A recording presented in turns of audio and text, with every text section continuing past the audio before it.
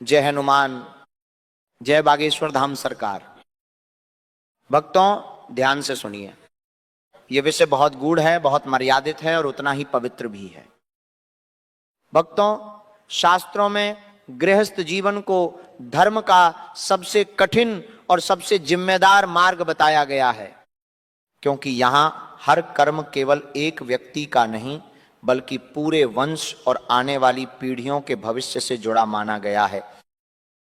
अब ध्यान से सुनिए, जब पत्नी मासिक धर्म से युक्त होती है तब शास्त्र कहते हैं कि यह समय शरीर और मन दोनों के विश्राम और संतुलन का समय होता है। यह कोई अशुद्धता नहीं बल्कि प्रकृति द्वारा दिया गया एक स्वाभाविक और महत्वपूर्ण काल है। 7 दिन पूर्ण होने के बाद जब वह पूर्ण रूप से स्वस्थ और सामान्य स्थिति में आ जाती है तब भी शास्त्र तत्काल संग का आदेश नहीं देते। क्यों? क्योंकि शास्त्र केवल भोग नहीं बल्कि संयम भी सिखाते हैं। अब भक्तों आगे की बात ध्यान से समझिए। कुछ तिथियां ऐसी बताई गई हैं जिन्हें अत्यंत पवित्र माना गया है, जैसे एकादशी, पूर्णिमा, राधाष्टमी, श्री कृष्ण जन्माष्टमी, रामनवमी तथा नवरात्रि के पावन दिन। इन दिनों को केवल व्रत और पूजा का समय ही नहीं बल्कि आत्मचिंतन, साधना और संयम का समय भी माना गया है। शास्त्रों में कहा गया है कि जब मन और वातावरण ईश्वर की भक्ति की ओर उन्मुख हो तब व्यक्ति को अपने विचारों और इंद्रियों पर विशेष नियंत्रण रखना चाहिए। भक्तों, यही कारण है कि इन पवित्र तिथियों को विशेष मर्यादा और अनुशासन के साथ बिताने की प्रेरणा दी गई है।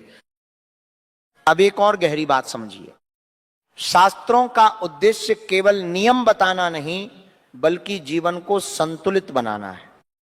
जब पति और पत्नी एक दूसरे के प्रति सम्मान, प्रेम और संयम रखते हैं तब उनका संबंध केवल शरीर तक सीमित नहीं रहता बल्कि भावनात्मक और आध्यात्मिक रूप से भी मजबूत होता है।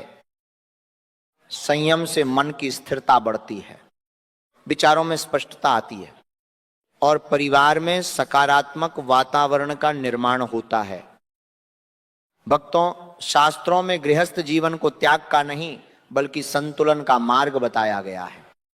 इसलिए हर व्यक्ति को अपनी परिस्थितियों, स्वास्थ्य, आयु और पारिवारिक जीवन के अनुसार विवेकपूर्ण निर्णय लेने की सलाह दी गई है।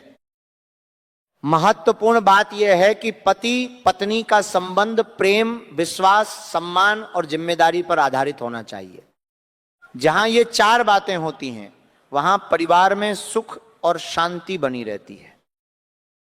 भक्तों, यह विषय प्रदर्शन का नहीं है, नहीं इसे दूसरों को दिखाने या बताने की आवश्यकता है।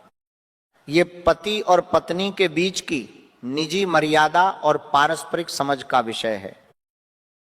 जो व्यक्ति अपने जीवन में मर्यादा और संयम को स्थान देता है उसका गृहस्थ जीवन भी साधना के समान बन सकता है, और जो केवल इच्छाओं के पीछे चलता है वह जीवन के गहरे सुख और संतुलन को समझ नहीं पाता।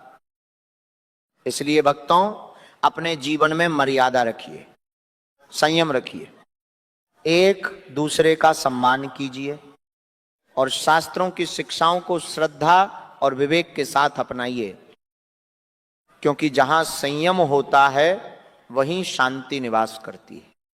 जहां मर्यादा होती है वहीं सुख और संतोष बना रहता है। जय बागेश्वर धाम सरकार।